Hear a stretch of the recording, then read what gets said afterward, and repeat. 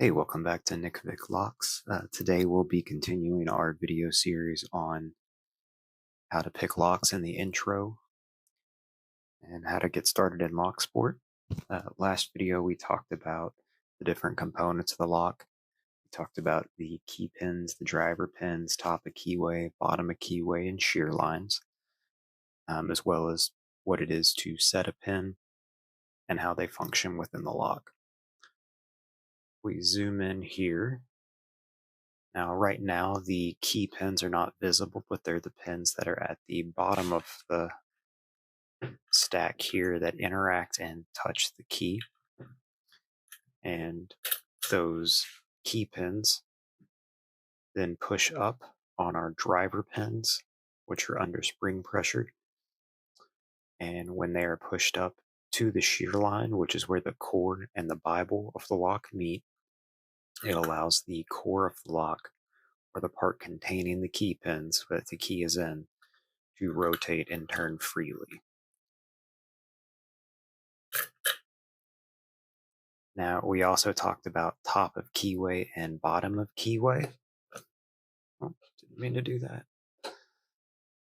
Top of keyway, in terms of picking, is what we refer to as the part of the lock where the key pins are, and bottom of keyway is the part where the key pins are not. It's easy to get into it of thinking that, well, orientation is going to dictate what is top of keyway and bottom of keyway. But for simplicity's sake and ease of discussion, it is a general rule of thumb that the pins are top of keyway and there's no pins at the bottom of the keyway. Some locks, like Euro cylinders, are oriented like this, where the key pins would be at what would appear the bottom of the key, but we're still going to refer to this as top of keyway. Now, today we're going to discuss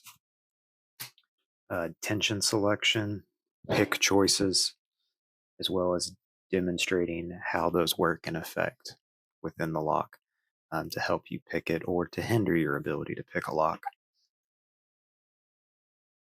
What I have here is a selection of different types of tension tools that are going to be available or in common use when it comes to pin tumbler locks. We have our standard Z-wrench style top of keyway tensioners. And all of these will be in varying thicknesses. These are also top of keyway tensioners. We'll leave this one out and we'll show what that looks like. These longer ones here are bottom of keyway.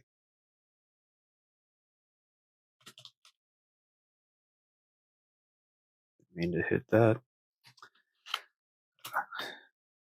We have these dual-ended ones that are used for bottom of keyway as well as top of keyway tensioning. These are one of the tension sets that are in the Reaper set. Take that one.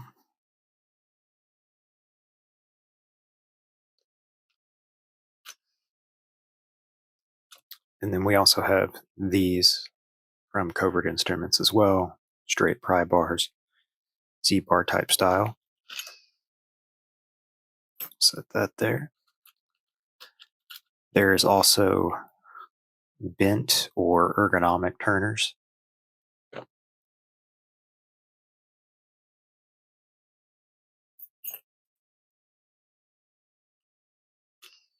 And some also come with double bends. Just set those to the side. Such as these from Law Lock.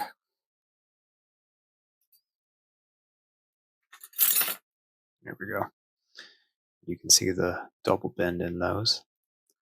Your ergo turners are going to be more comfortable or easier to use when picking in hand, not so much if you are picking with a lock and a vise.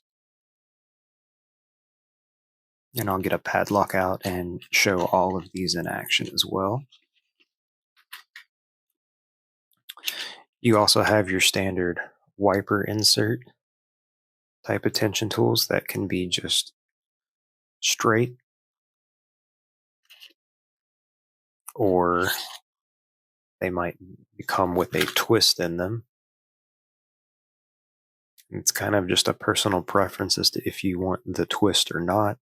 Some people like having the twist because it gives more surface area if you're doing top or bottom of keyway tension, more surface area for your finger to rest on to maneuver it. But it does add flex to it, which can dampen feedback to an extent, as opposed to having just the flat side.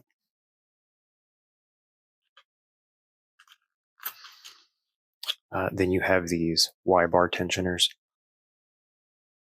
These are mostly used in automotive locks or locks that have dust shutters on them to tension, but also hold that shutter open.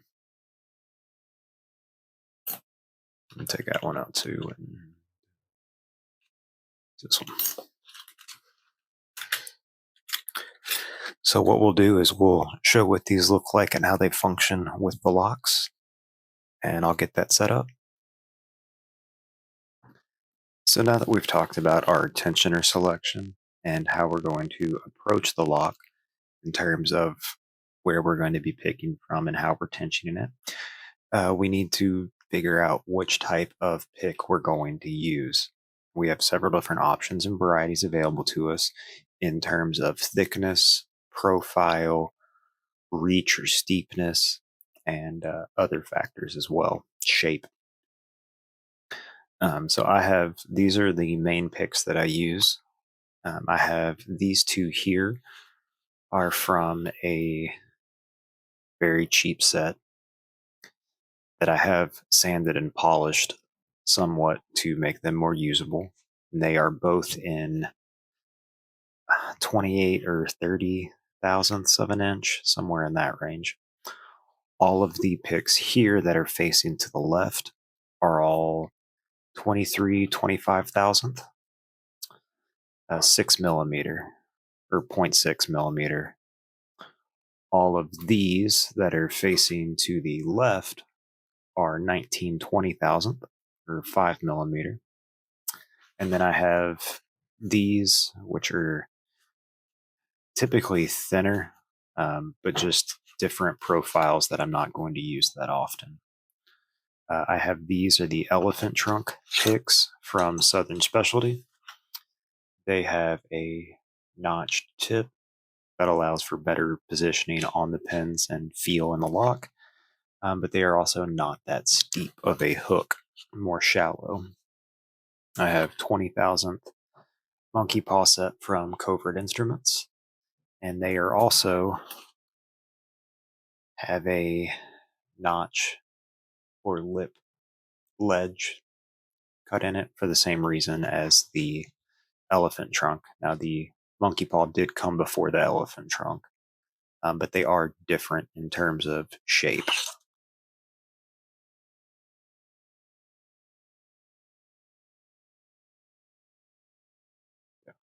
You can see this one has more of a notch in the middle to cradle and catch it, whereas the monkey paw is more of a ledge.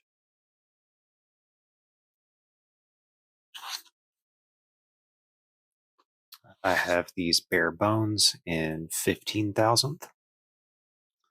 We have a short flat hook. You could make an argument for a gem style with that. We have the offset hybrid.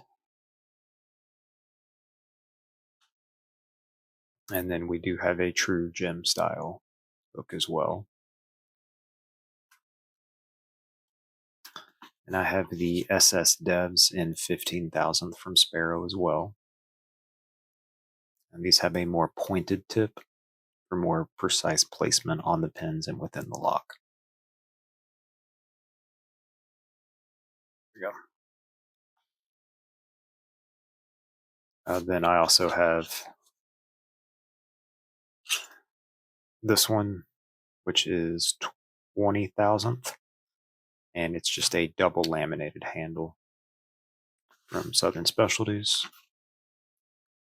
A curve reach, and then another curved ball reach type pick. I have a shank here. This is mostly for just probing and testing locks. I also have another ball half diamond curve reach, and then a few other hybrid picks that are rakes and or single pin picks. So here we have the Nessie, and this is the hog snout, I believe.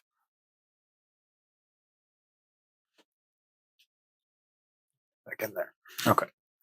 So one of the things that'll help us decide as to what profile or steepness and type of hook we want to use, we need to take in consideration one, the thickness of the pick, the height or steepness of the hook, and then the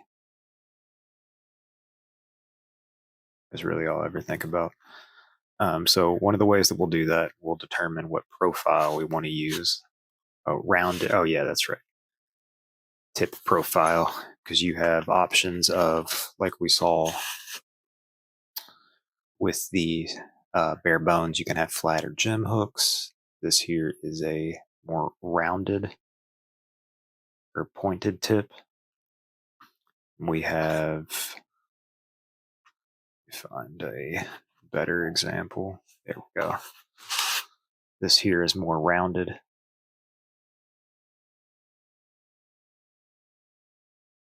Same.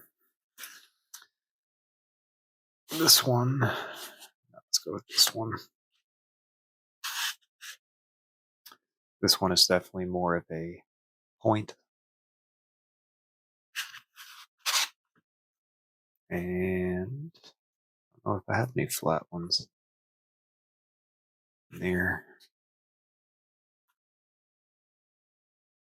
No, not really. So, but one of the ways that I like to look at it and think about which pick we're going to use, let's zoom in on this a little bit, is we'll use the key. So we know that the bottom of the key here is going to sit flush, if not close to the bottom of the lock. The key is going to stop here at this shoulder. And then the cutouts here are going to tell us the warding in the lock. So on this side, we have the recess, and that is going to be against the warding here that is sticking out.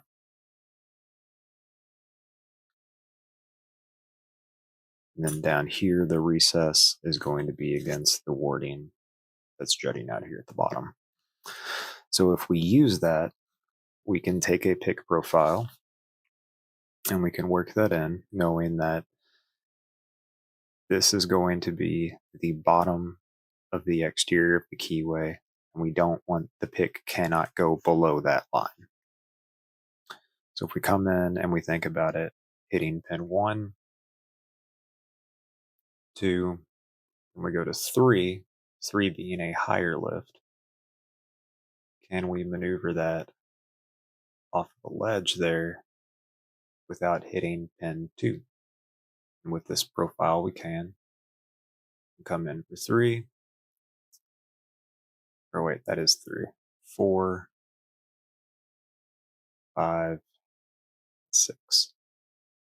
So this one that we grabbed off the bat is a profile that will work within the lock.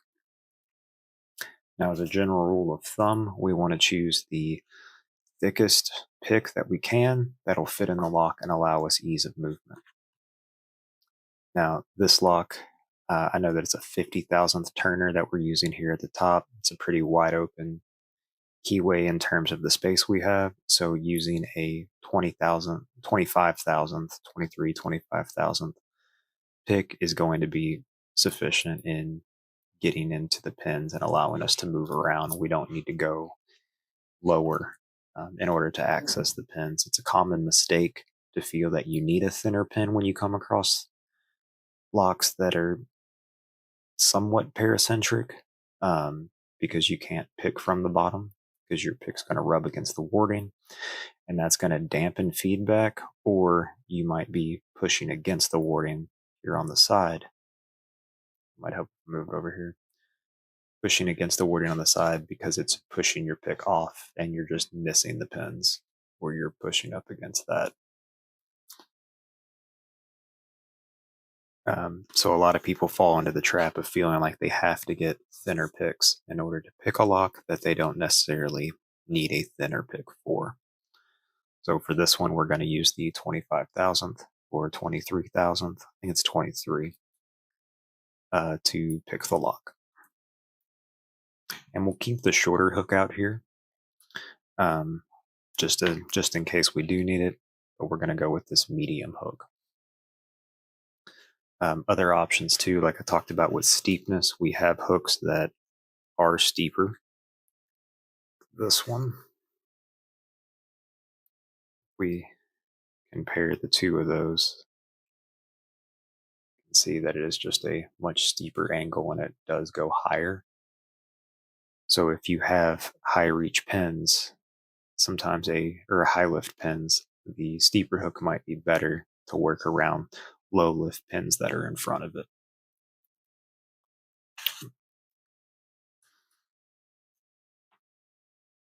All right. So now that we've decided on our tension tool and our pick choice, we're going to see how they operate within the lock. As we talked about when picking our tension tool, we decided on top of keyway, and I'll be picking counterclockwise with it. We mentioned the possibility or the option of having a picking platform or something to block off that bottom of the keyway so that our pick doesn't slide and fall out, which we'll use here on this lock with this bottom of keyway turner just to close that off so that when our pick goes in, it doesn't slide down. Can't go any lower than that. That's what we'll be doing. And let's get this angle changed over and get this lock opened up. Okay, now that we have everything ready to start picking, we'll go ahead and put the key into the lock. It's always a good exercise to demonstrate that the lock does work before picking it. That becomes important when you start going after different belts. Now, the last thing that we'll do before we start picking is we'll determine how much tension we need to apply to the lock. And the best way that I have found to do that, and that I tell people, is to insert your key, place your tension wrench into it, and then just see how much force you need to cause that key to rotate. However much force you need to get this key to turn, that's how much tension that you should probably use on the lock, or at least a starting point of how much tension to use. Your tension is going to vary as you pick and on different locks, but it gives you a point at which to begin with. So we will get that in. Put our picking platform in, and we'll start going through.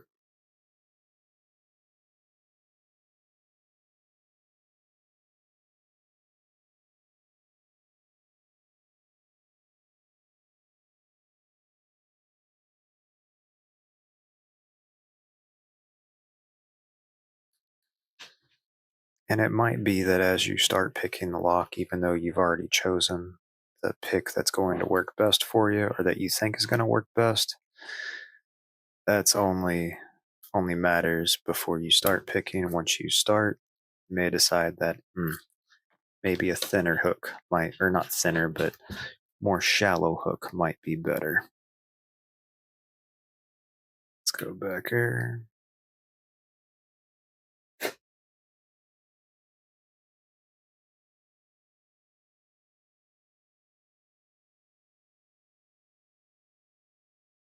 And it might be that you need to alternate between different hooks.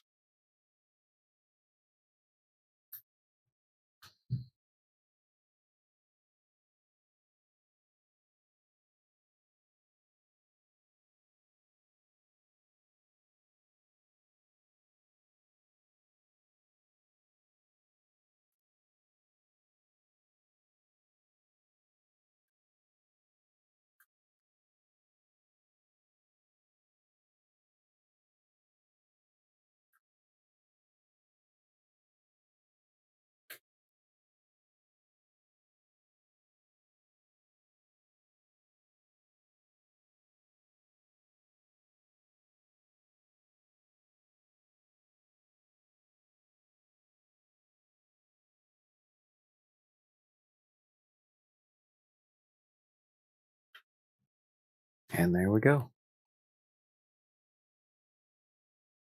Take that out. Now, something else to keep in mind when we are tensioning, as soon as we have that lock break over where it is opened, it's probably a good idea not to go past a 90-degree turn in it. That bottom of keyway with the key out, how it is when we pick, is open, and all of these driver pins under spring pressure, when they hit the opening at the bottom, let me turn this so you can see. When they're exposed to this open end here, they are going to jettison down into the lock and lock it up. And if you don't have a way to open the lock to remove those pins without destroying the lock, that lock is bricked. So you're either going to have to cut it, file it, and drill it in order to get it out, or you're just going to toss the thing. So we will take that and just twist that back to normal. This one, if that had occurred, we do have the ability with the Allen keys in the top that we could still take everything out and gut it.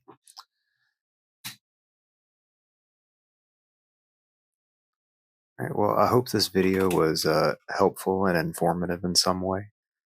Like and subscribe, and we'll be back next time talking about the pin states that the pins can be in and different feedback that you'll have when picking the lock. And I'll see y'all next time. Just like and subscribe, and we'll get the next video rolling.